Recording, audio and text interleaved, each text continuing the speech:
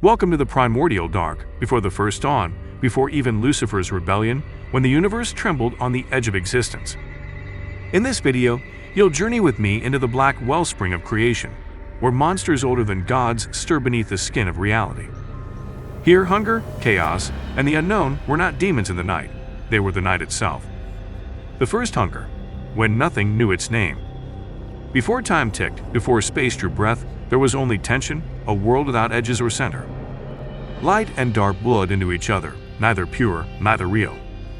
From this unstable pulse, the first presence emerged, not a god, not a flame, but an endless fever of potential. It burned without fire, consumed without heat, a dream of creation, restless, unnamed. But in every light there is hunger for darkness. From the places the flame could not touch, the void pressed back, an ancient ache, a wanting so deep it gnawed holes in reality. From that ache crawled the first horrors.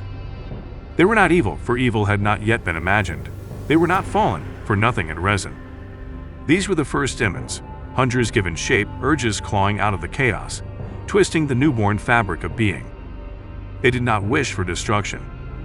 They wished to feed, to twist, to shape, each one a shriek, a riddle, a ruin, a hunger that gnawed at the roots of what would someday become law. There were no gods, no angels, not yet.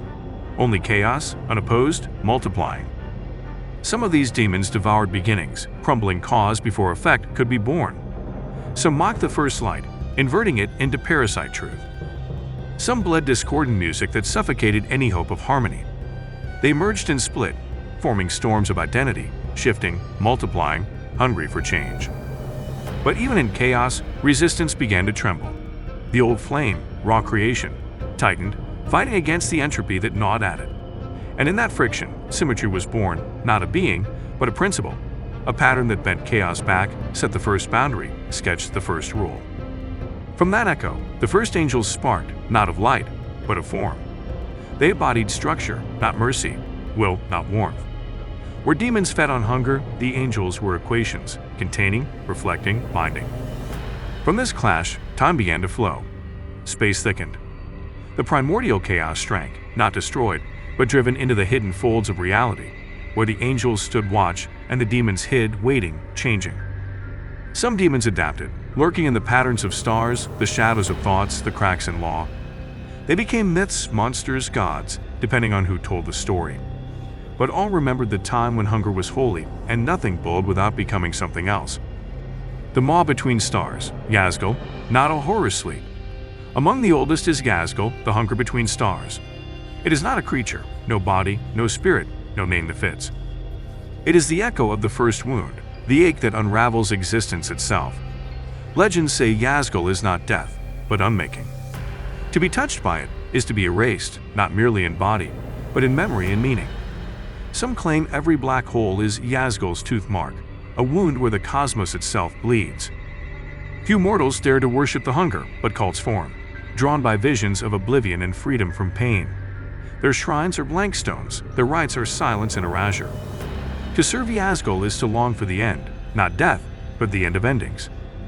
Even gods have fallen. It is whispered that the Mela, a child deity of foresight, gazed too long into the maw and wept stardust, her temples collapsing into black voids, her name now forbidden to remember. In the shadows between worlds, YZGAL's whispers leak into the minds of those who listen. Deities driven mad by the unraveling of all boundaries, mortals haunted by dreams of a spiral void with teeth and an eye that is not an eye. The shooter, woundwalker, poison of time, not all betrayals fade with memory. Before history, among the celestials, one named Ishtar grew curious, listening not to the cosmic symphony, but to the silence between notes. In that silence, he let in a bleeding discord, a shadow song. For this he was cast out, but time itself was cut by the wound. Ishtar, now called the Woundwalker, became a fracture given form, a curse carried on the stream of time. His presence twists chronology, where he walks, memories rot, futures shrivel, and the past festers. His venom is not of flesh, but of undoing, a metaphysical ichor that dissolves the chains of cause and effect. Foundations collapse because their origins are erased. Lovers forget they ever met. Gods fade as their worshippers are unmade. To behold the Woundwalker is to see a body of scars, shoulders twisted by failed futures, eyes locked in the moment of betrayal, skin flickering between eras. His voice is the creak of unopened doors, the laughter of reconciled enemies, the sobbing of unborn children. To meet him is to doubt your own history, names, faces, days turning sour as time itself unravels. He is hunted and worshipped by the cult of the broken hour, those who offer up their own memories in exchange for a taste of his truth, until they forget why they began, remembering only the wound. The cosmic hunger that waits. Can YZGAL be defeated? How do you destroy hunger? How do you erase unbeing itself? Some whisper that if fed too much, it might collapse into itself. Others say it longs to be stopped, that its whispers are desperate, not malicious, and that somewhere in the cracks of reality there might be a key, a song, a dream that could end its appetite. But this is hope against entropy. Final echoes. In the end, the cosmos is haunted, not by evil, but by the unmaking that waits in every shadow, by the wound that never heals, by the hunger that cannot be filled. To contemplate the darkness before the dawn is to risk being unmade yourself. Yet in that horror is a beauty, a reminder that every star, every god, every story is but a fragile spark against the tide of forgetting. So as you listen, as the lights flicker and the dark presses in, remember, what came before Lucifer still waits, still watches, and still hungers. And sometimes the oldest hunger is listening back.